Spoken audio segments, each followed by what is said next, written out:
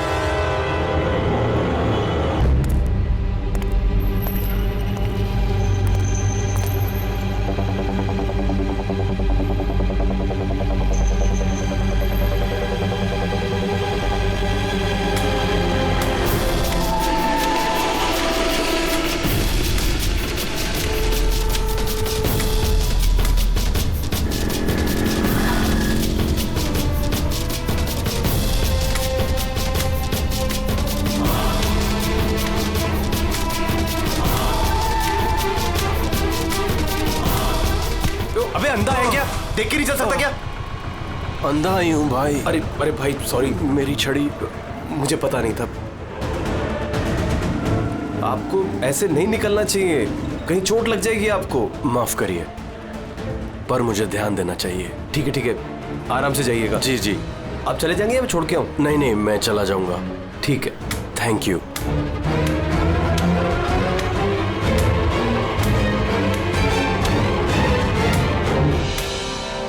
क्या हो गया यार, ये इतना दर्द क्यों हो रहा है?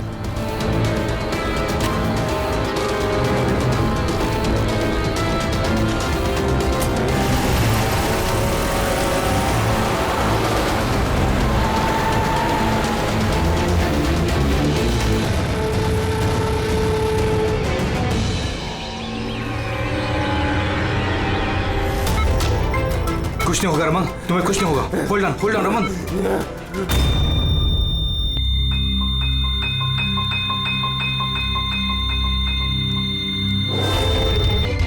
Oh my God, he's dead. और इनकी मौत नेचुरल भी नहीं है। अब क्या? I know Priya, it's a murder. और मैंने डॉक्टर सालुंके को इस केस के बारे में सब कुछ पहले से बता दिया था। अब तक तो उन्होंने फाइंड आउट कर भी लिया होगा कि रमन की मौत की वजह क्या होगी। रमन की मौत जहर से हुई है? हाँ बस, बहुत खतरनाक जहर है। ये पहले इंसान के दिमाग पर असर करता है। पहले डिलेरियम, फोटोफोबिया, एमनेशिया। उसके बाद ये जहर इंसान के बाकी के अंगों पर असर करता है। बाकी के अंग धीरे धीरे काम करना बंद कर देते हैं और इंसान की मौत हो जाती है। सर साहब, इसका कोई एंटीडोट तो होगा ना? हर जहर का एंटीडोट होता है फ्रेडी, लेकिन उसके लिए हमें उस जहर के बारे में पूरी जानकारी होनी चाहिए। बस ये जहर आसानी से पकड़ में नहीं आता है। मुझे भी बहुत सारे टेस्ट करने पड़े इसे ढूंढने के लिए। सर, जहर दे के मारना एक अलग बात है, और ऐसा जहर देना जिससे इस तरह तड़प तड़प के मरे, ये जरा चौंकाने वाली बात नहीं लगती? लेकिन ये जो भी कोई है, ऐसी नफरत करता था रमन के साथ कि उसने उसे ऐसी खतरनाक मौत दे दी। समझ में नहीं आता कौन हो सकता है ये, कौन होगा? कोई भी हो सकता है सर, रमन को जुए की लत थी। क्रिकेट, रेस कोर्स, सट्टा, हर तरह का जुआ। और इसी चक्कर में वो 5 करोड़ के कर्जे में था। 5 करोड़? 5 करोड़? हाँ सर, उसको धमकी भरे मैसेजेस भी आए थे। उसके फोन रिकॉर्ड्स में ऐसे कई सारे मैसेजेस हैं जो उसको बुकीज और सट्टेबाजों ने भेजे। ये देखिए। सर हो सकता है इन्हीं में से किसी की धमकी सच साबित हो गई होगी। पता नहीं, पर जिस तरह से इसको मारा है सर, लगता तो नहीं है किसी बुकी का काम है। फिर भी इन्हें बुलाना तो पड़ेगा, शायद कुछ पता चल जाए। हाँ। Hello ACP Pradyuman. अच्छा ठीक है। आप रमन का चचेरा भाई हितेन। हितेन, किसी ने रमन का खून कर दिया है। क्या लगता है आपको किसने किया होगा? मुझे नहीं पता सर। बुरे काम का बुरा नतीजा। एक ना एक दिन तो ये सब होना ही था सर। हम किसने किया, कैसे किया, ये तो नहीं पता सर। लेकिन इतने सारे लोगों से दुश्मनी, इतने सारे लोगों का कर्जा, उन्हीं में से किसी ने सर। अच्छा, आपके अलावा परिवार में इनका और कौन है? माँ है इसकी, लेकिन अब वो कहाँ पर है ये मुझे नहीं पता। ठीक है हितेन, हमारी इन्वेस्टिगेशन अभी चल रही है, तो बॉडी अभी यहीं रहेगी हमारे पास। आप अपना कॉन्टैक्ट नंबर वहाँ लिखवा दीजिएगा, जरूरत पड़ेगी तो आपको तकलीफ देंगे। जी सर।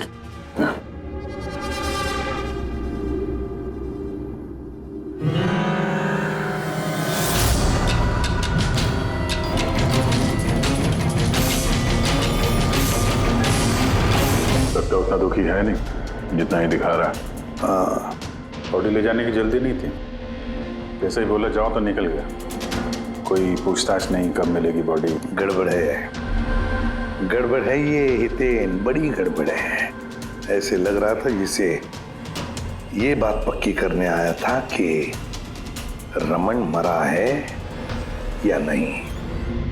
नजर रखो उस पर। रमन,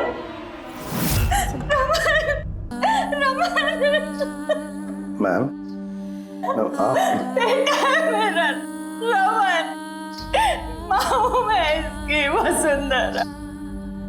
बेटा क्या हुआ कि तू आएगा और मुझे घर ले जाएगा एक दिन, पर तू तो इतना दूर चला गया बेटा। तो आप अपने बेटे रमन के साथ नहीं रहती थी? जी नहीं सर। आप? सर मेरा नाम मदन है। भगवान, मुझे क्यों बिठा रखा यहाँ पे? उठा लेता मुझे ही। संभालो अपने आप को। और कितना रोग इस नालायक के लिए। इसको अपनी करनी की सजा मिली है। नहीं बेटा, ऐसा मत कहो। चाहे जैसा भी था, बेटा था मेरा। क्यों, ऐसा क्या किया था इसने इनके साथ? इन्हें अपने ही घर से बाहर निकाल दिया, सड़क पर छोड़ दिया अकेले। ऐसा क्यों? बोला माँ बहुत कर्जा है, घर बेचना पड़ेगा और मेरा खर्चा भी नहीं उठा सकता, इसीलिए मुझे छोड़ दिया। और फिर क्या करती सर, ठीक से दिखाई नहीं देता। कहाँ जाती मैं? पड़ी रही फुटपाथ पे, भूखी प्यासी, बेघर बेसहारा। फिर शायद भगवान को दया आ गई और उसने उस फरिश्ते को भेज दिया। उसका चेहरा तो नहीं देखा मैंने, लेकिन उसने मुझे अपने साथ चलने के लिए कहा और मैं चली गई। एक बड़ा आदमी मुझे इसके पास ले गया। सर, दरअसल मेरी एक संस्था है, संयुक्त वृद्धाश्रम। हम वहाँ पर कोशिश करते हैं कि इन जैसे बुजुर्गों को घर जैसा प्यार और सम्मान मिल सके। माँ जी मुझे वृद्धाश्रम के गेट पर मिली थी एक चिट्ठी के साथ, जिसमें लिखा था कि इनका ख्याल रखना। बस उसी दिन से संयुक्त वृद्धाश्रम इनका घर बन गया। आज सुबह लैंडलाइन पे फोन आया कि इनके बेटे की मौत हो गई है। बस इनसे रहा ही नहीं किया। माँ है ना। मेरी आपसे विनती है, इसके कातिलों को छोड़ना मत सर। जरूर सजा दिलवाना सर, जरूर सजा दिलवाना। देखिए माँ जी, मैं आपसे वादा करता हूँ, हम रमन के कातिल को नहीं छोड़ेंगे, उसे कड़ी से कड़ी सजा दिलवाएंगे। आप प्लीज चिंता मत कीजिए। थोड़ा ख्याल रखिए अपना। मदन, इनका ख्याल रखना। और एक बात, किसी भी चीज की आप लोगों को जरूरत पड़े तो हमें जरूर याद करना। कमाल है। तारिका, हॉस्पिटल के डॉक्टर्स की रिपोर्ट के हिसाब से इसकी जांघ पर ये जो निशान है ना, ये या तो किसी एलर्जी का है या फिर किसी जहरीले कीड़े मकोड़े के डंक का निशान है।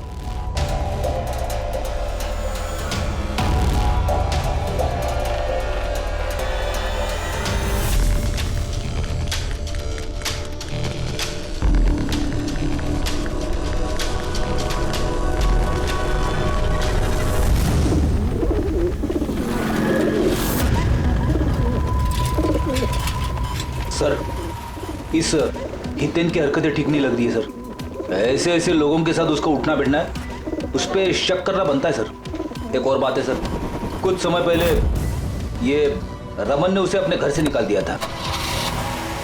अब रमन के मरने के बाद वो उसकी प्रॉपर्टी हड़प करने की कोशिश कर रहा है सर। सर एक मिनट, यहाँ आएंगे प्लीज।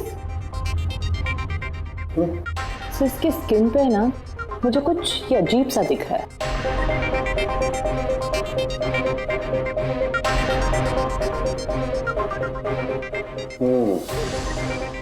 तारिका, ये जो अजीब सी चीज है ना, दरअसल ये पैराफिन है।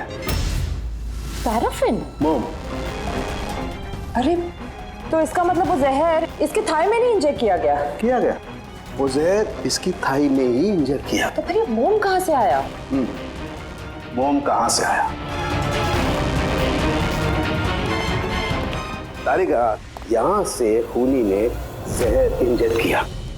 दरअसल ये जहर मोम से, पैराफिन से कोटेड था, इसीलिए इसकी इस चमड़ी पर भी और इसके खून में भी हमें पैराफिन मिला है।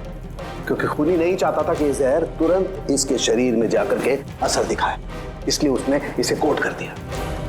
और ये जो जहर है, एस्कोमाइन, ये एक बायो पॉइजन है, जैविक जहर। खूनी ने इसे मोम से कोट किया, इसके शरीर में इंजेक्ट किया और फिर इसके शरीर की गर्मी से मोम पिघलने लगा और वो जहर इसके खून में मिलकर के अपना असर दिखाने लगा। मतलब ये जहर किसी लिक्विड फॉर्म में नहीं बल्कि पैलेट यानी छोटी गोली के फॉर्म में इसके शरीर में डाला गया है। एग्जैक्टली।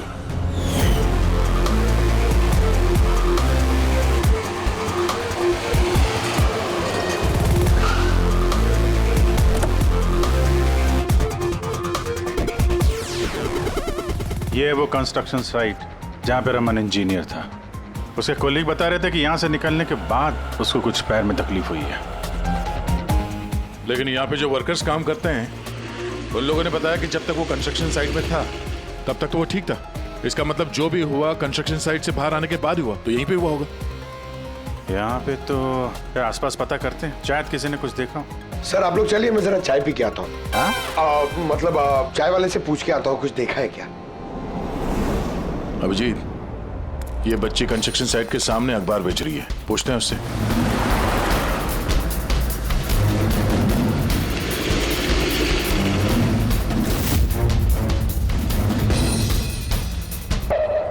क्या नाम है बेटा आपका? चुटकी। चुटकी।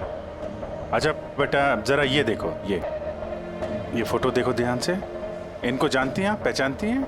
हाँ, ये अंकल तो हमेशा मुझसे अखबार खरीदते थे, पर 3 दिन से ये नहीं आए।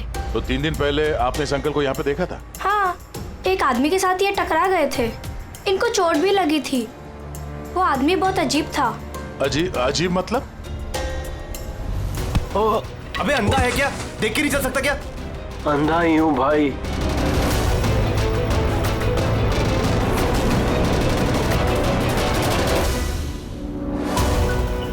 क्या हो गया यार?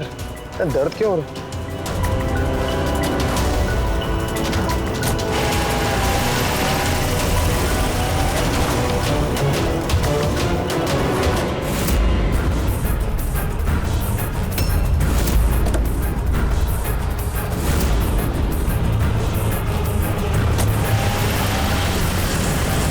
तो अंधा नहीं था और उसी ने हमला किया रमन पे।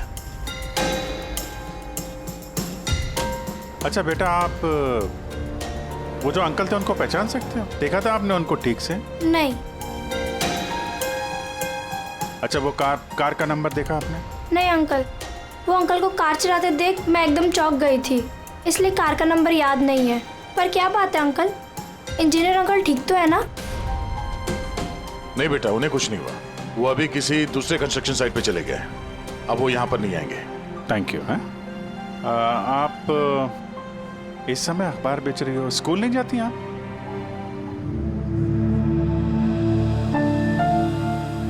क्या बात है, हैं? स्कूल तो जाना चाहिए। आप कितनी इंटेलिजेंट लड़की हो। एक्चुअली हर बच्चे को स्कूल जाना चाहिए और आपको भी जाना चाहिए। पर स्कूल जाने के लिए बहुत सारे पैसे चाहिए ना अंकल, मेरे पास पैसे नहीं है। बेटा, अगर आपको पैसे ना देना पड़े तो आप स्कूल जाएंगी? हाँ अंकल, जरूर जाऊंगी, मुझे पढ़ना है।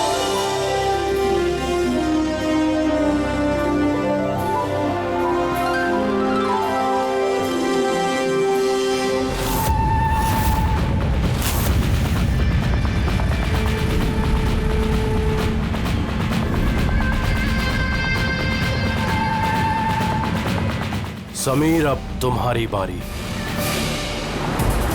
हाँ बोलो।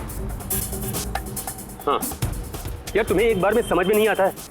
देखो, मैंने तुम्हें पहले भी कह दिया है कि तुम कुछ भी कर लो, मैं इस खंडहर के लिए एक कौड़ी भी खर्च नहीं करने वाला।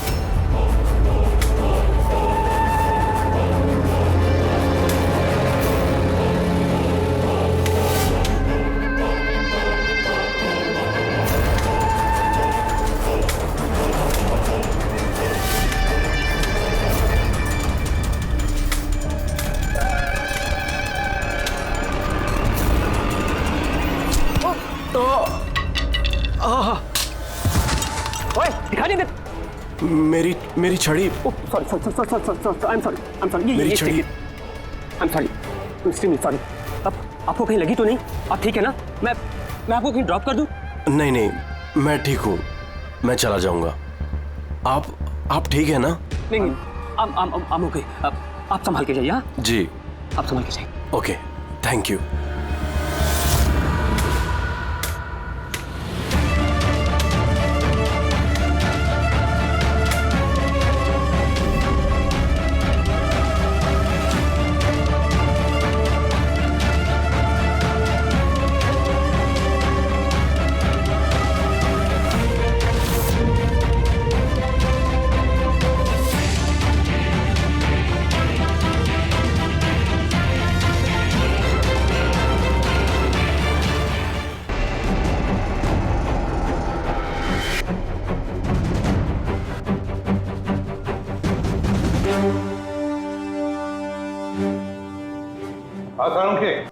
इस आदमी को जो जहर दिया गया ना, वो भी किसी पौधे से ही बनाया गया है। क्या? ये भी किसी पौधे से? हाँ बस, लेकिन ये कौन सा जहर है, ये अभी तारिका पता कर रही है। इस जहर का नाम है रिकिनस कम्युनिस, और ये जहर पहले वाले जहर से भी बहुत ज्यादा तेज और खतरनाक है। रिकिनस? अब ये किसी पौधे का नाम है क्या? हाँ फ्रेडी, ये किसी पौधे का नाम है। और बॉस, ये कोई आम पौधा नहीं है, बहुत मुश्किल से मिलता है। और खूनी जो कोई भी हो बॉस, उसे पौधों के बारे में बड़ी अच्छी जानकारी है। हाँ, जानकारी तो होनी चाहिए पौधों के बारे में, तभी तो। लेकिन सर, इन हत्याओं की वजह क्या है? ना तो हमें रमन की हत्या का कारण पता है और ना समीर का, और दूर दूर तक इन दोनों का एक दूसरे से कोई संबंध ही नहीं है। सर, समीर और रमन के बीच में एक चीज तो कॉमन है। क्या? माय गॉड, तो ये है वो कड़ी जो समीर और रमन को जोड़ती है। तो क्या दोनों ने एक ही गलती की? जी सर, रमन की तरह समीर ने भी अपने बूढ़े और कैंसर पेशेंट पिता को घर से निकाल दिया था। हमने उनके बारे में छानबीन की और एक ऐसे शख्स से मिले जिन्होंने समीर के पिता को ढूंढने में मदद भी की और इस केस को एक नया मोड़ दिया। कौन है वो? सर, ये डॉक्टर दिनेश है। Hello sir. कैंसर सेंटर के चोड़ी। समीर के पिताजी का इलाज यही कर रहे थे। डॉक्टर दिनेश, सर एक बात समझाइए। समीर ने अपने पिताजी को घर से बाहर निकाला था, तो फिर ये समीर के पिताजी आपके यहाँ कैसे पहुंचे, आपके कैंसर सेंटर में? किसी ने उन्हें हॉस्पिटल पहुंचा दिया था। मैं हॉस्पिटल पहुंचा ही था जब मैंने इनको देखा। ये चेयर पे बैठ के कुछ बड़बड़ा रहे थे, हाथ में लिफाफा था। मैंने पूछा कि कौन है, लेकिन इनको कुछ याद नहीं था। मैंने उनके हाथ से लिफाफा लिया। पैसों के अलावा उसमें एक चिट्ठी भी थी। उसमें लिखा था कि इनको कैंसर है और हम इनको अपने यहाँ एडमिट करके इलाज शुरू करें। एडमिशन के लिए डिपॉजिट की रकम लिफाफे में है और इलाज के पैसे भी हॉस्पिटल के अकाउंट में ट्रांसफर हो जाएंगे। उनकी उम्र और हालत को देखकर मैंने उनको एडमिट तो कर लिया, पर मुझे चिंता थी अगर पैसे ना मिले तो। लेकिन भगवान का शुक्र है, अगले ही दिन इलाज के पूरे पैसे 10 लाख रुपए हॉस्पिटल के अकाउंट में ट्रांसफर हो गए थे। 10 लाख रुपए? किसने ट्रांसफर किए? सर 100% खूनी ने दिए होंगे। सर बैंक डिटेल से पता चल जाएगा। पता चल गया। एक्चुअली पैसे समीर की वाइफ रत्ना ने दिए थे सर। ये सब मेरी गलती है सर। मेरी वजह से समीर की जान चली गई। मैंने ही उसे उकसाया था। पिताजी की देखभाल में काफी प्रॉब्लम हो रही थी और सारी प्रॉपर्टी और सब हमारे नाम पर हो ही चुका था, तो मैंने समीर को कह के पिताजी को घर से निकलवा दिया। शर्म नहीं आती तुम्हें? समीर के पिता तुम्हारे भी पिता समान थे, उनको ही घर से निकाल दिया। ये सब करने के बाद फिर उनकी इलाज के लिए 10 लाख रुपए क्यों दिए? मुझे किसी ने धमकी दी थी सर कि अगर पिताजी के इलाज के लिए 10 लाख रुपए नहीं दिए तो वो समीर को और मुझे मार देंगे। सर मैंने उन्हें 10 लाख रुपए दे दिए, फिर भी उन्होंने समीर को मार दिया। और अभी भी कहा है कि अगर हर महीने पिताजी के इलाज के लिए 50,000 रुपए नहीं दिए तो वो मुझे भी मार देंगे। किसी पे शक है तुम्हें? नहीं। उसके बारे में कुछ याद है? उसकी आवाज, उसका लहजा, कुछ भी? कुछ भी याद नहीं। सर प्लीज मुझे बचा लीजिए। सर मैं मरना नहीं चाहती। सर मैं पिताजी को घर ले आऊंगी। मैं उनकी पूरी देखभाल करूंगी, पूरी कोई तकलीफ नहीं होगी। सर आप प्लीज मुझे बचा लीजिए। घबराओ सर प्लीज मुझे बचा। कुछ नहीं होने देंगे तुम्हें हम। तो भी जिस नंबर से इसे धमकी भरे कॉल आते थे वो नंबर ले लो और पता करो कहाँ का है। आप चलिए।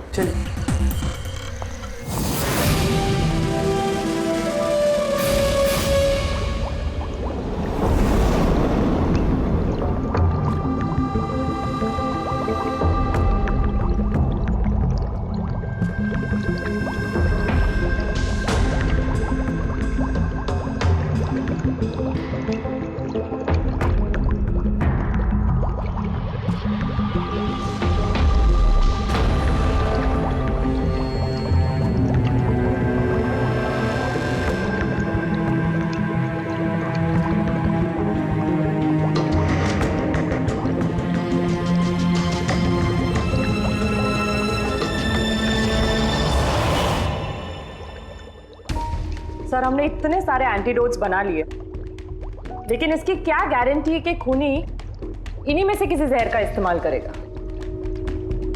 अब कुछ भी हो जाए, हम खूनी का दिमाग तो नहीं पढ़ सकते ना। तुम्हारी बात बिल्कुल ठीक है तारिका, लेकिन एक बात समझो, खूनी इन पौधों का जहर निकाल करके इस्तेमाल कर रहा है। इन पौधों का पहले से भी ज्यादा तेज हर बार। तो हमें हमेशा चौकन्ना रहना पड़ेगा। पता नहीं वो अगली बार कौन से पौधे का जहर किस पर इस्तेमाल करे। पता नहीं किस पर, कब, कहां, कैसे, किस पौधे का, पता नहीं।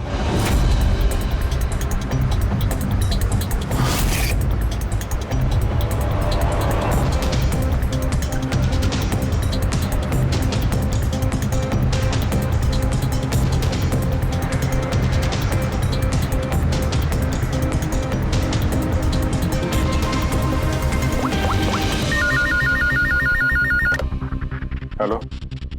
हाँ पूर्वी बताओ। सर वो फोन बूथ जहाँ से कातिल ने रत्ना को धमकी भरे कॉल्स किए थे, वो ये भाईंदर रेलवे स्टेशन के पास है। Bhayandar railway station? वहां तो बहुत भीड़ भाड़ रहती है। जाहिर सी बात है उसने ब्लाइंड मैन के भेस में तो किया नहीं होगा।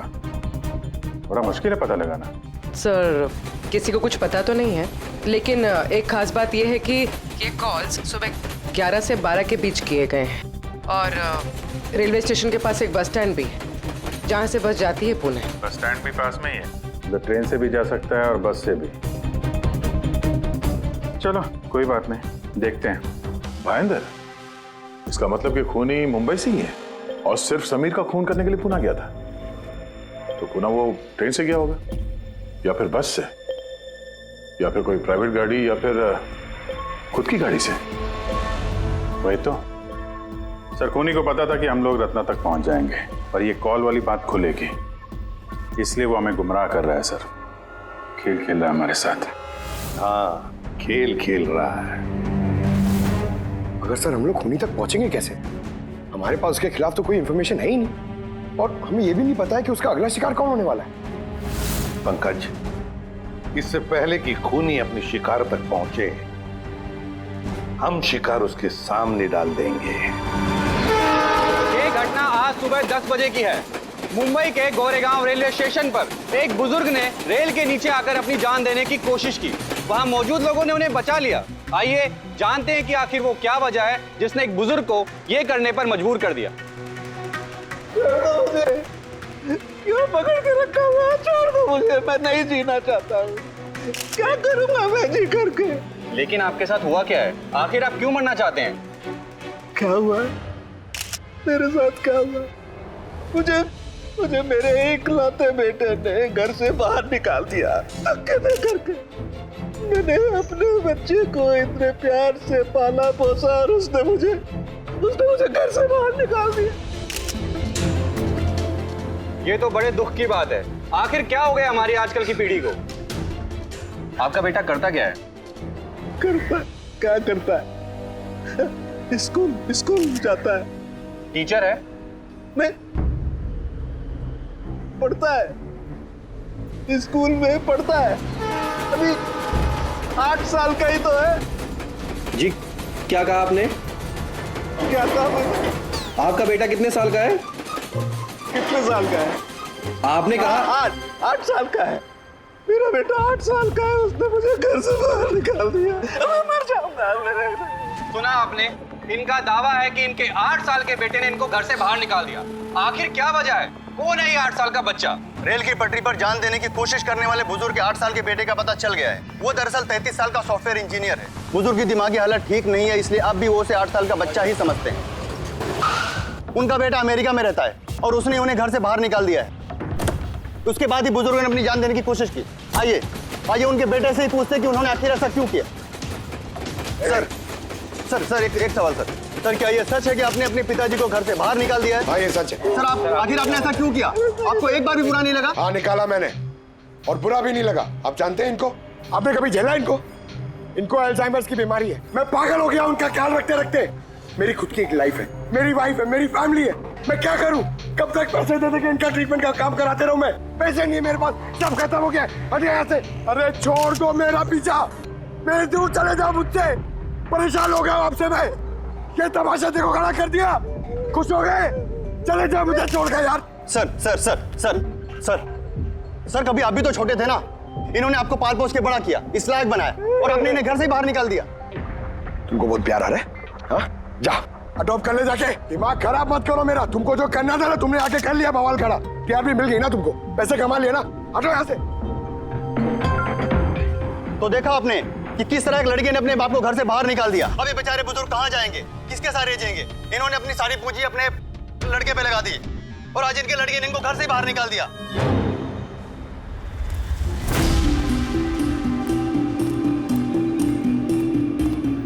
बड़े बच्चे गुब्बारे ले लो जल्दी। गुब्बारे वाला गुब्बारे ले लो। अरे बेटा गुब्बारे ले लो। गुब्बारे वाला गुब्बारे ले लो। गुब्बारे ले लो। गुब्बारे ले लो बेटा। गुब्बारे ले लो, गुब्बारे, गुब्बारे वाला, गुब्बारे, गुब्बारे ले लो।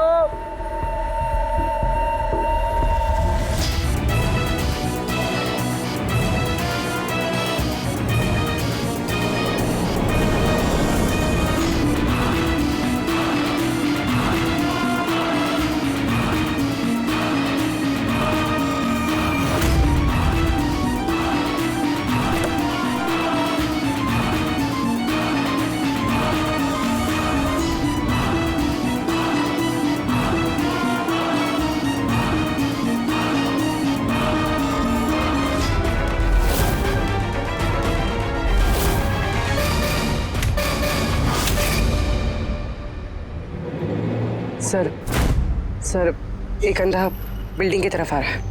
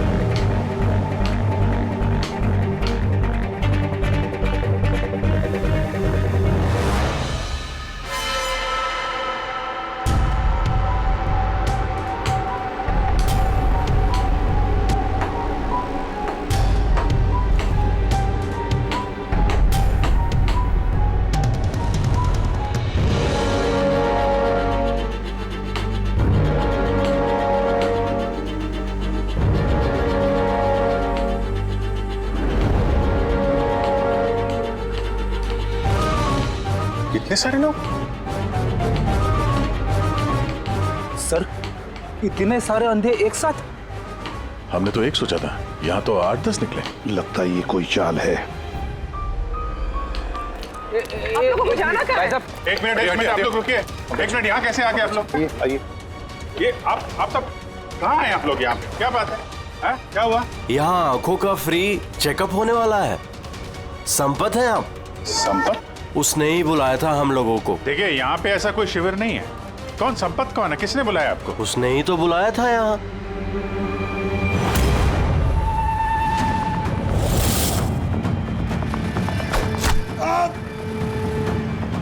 पंकज! पंकज! क्या हुआ? पंकज! वो रहा। पकड़ो उसे। छोड़ना नहीं।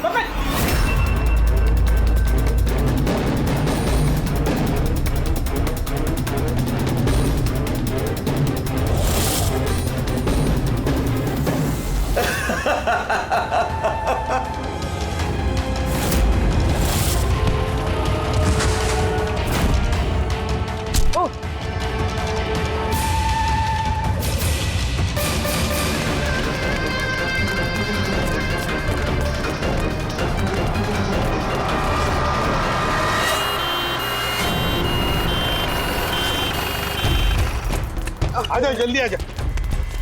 पंकज, तुझे कुछ नहीं होगा। पंकज, इसे एम्बुलेंस में लेके चलो।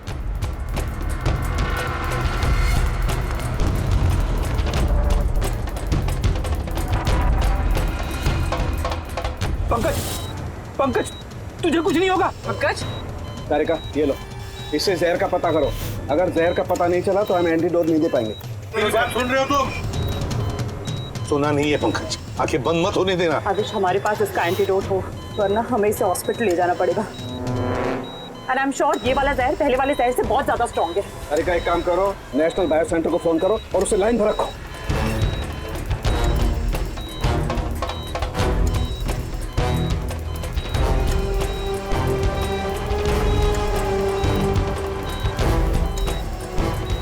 Pankaj, don't worry, Pankaj.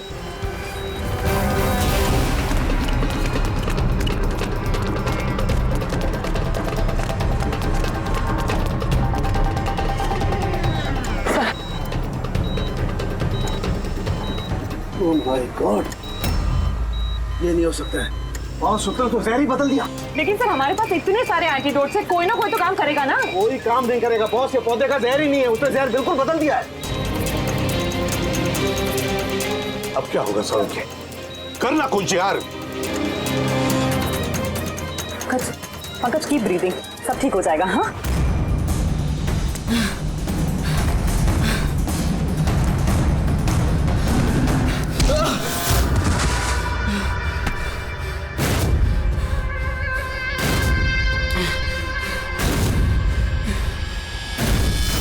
Sir मेरा नाम मदन है। तुमने क्या ये सब? क्यों पड़े हो मेरे पीछे? मैंने जो किया सही किया। लोगों की जान लेना सही है? मैंने सिर्फ बुरे लोगों को सजा दी है सर। जो लोग अपने माँ बाप का ख्याल नहीं रखते ना, उनको इस दुनिया में जीने का कोई हक नहीं होता। जब मेरी माँ की मौत हुई थी तो मेरी दुनिया उछल गई थी। उसी वक्त मैंने इस संयुक्त वृद्धाश्रम की शुरुआत की थी। सर वहाँ पर जितने भी बुजुर्ग माँ बाप आते हैं ना, सब अपने बच्चों के सताए हुए होते हैं। ये देखकर मेरा खून खौल जाता है। मैंने उसी वक्त इस फैसला किया था कि मैं इन सबको सबक सिखाऊंगा, इसीलिए मैं मार देता हूं इनको। क्या गलत किया मैं? सर कुछ करो सर। कुछ नहीं कर सकते जब तक उस जहर का कंपोजिशन नहीं पता लगेगा फ्रेडी, हम कुछ भी नहीं कर सकते। अगर इसे गलत एंटीडोट दे दिया तो ज्यादा खतरनाक होगा यार। सर पंकज की हालत तो बिगड़ती जा रही है। सर पल्स गिर रही है, हॉस्पिटल ले जाना पड़ेगा। हॉस्पिटल जाके कुछ नहीं होगा, हमारे पास इतना वक्त नहीं है वहां जाकर टेस्ट करें। मुझे इस जहर का नाम चाहिए यार। पंकज। हेलो। हाँ सर, हाँ सर, पकड़ा गया सर। खूनी मदन है। हाँ जहर हम पता करते हैं। कभी पता नहीं चलेगा तुमको, कभी पता नहीं चलेगा तुम लोगों को। उसने भी पापा को सताया। मदन गाड़ी। Oh no. Madan Madan Madan Madan ambulance बुलाना पड़ेगा जल्दी। नहीं सर, कोई फायदा नहीं है। मान लिया तुमने उन लोगों के साथ जो कुछ भी किया, मान लिया, लेकिन तुमने जिसे वो जहर चुबाया है वो बेगुनाह है, निर्दोष है, उसने कुछ नहीं किया। वो जहर कौन सा बताओ? हाँ? BTX। सब उस जहर का नाम BTX है। सालुंखे, जहर का नाम है BTX। पंकज, जागते रहना, आंखें बंद मत होने देना।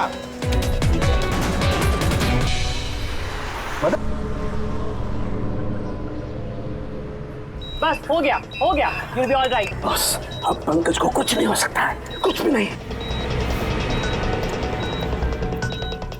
Welcome my boy. घबराओ मत, कुछ नहीं होगा तुम्हें। तुम आदमी अच्छे थे मदन, लेकिन तुमने जो किया वो सही नहीं था। ये तो चला गया अभिजीत, तो चाहे कुछ भी हो जाए, इसका वो वृद्धाश्रम बंद नहीं होने देंगे।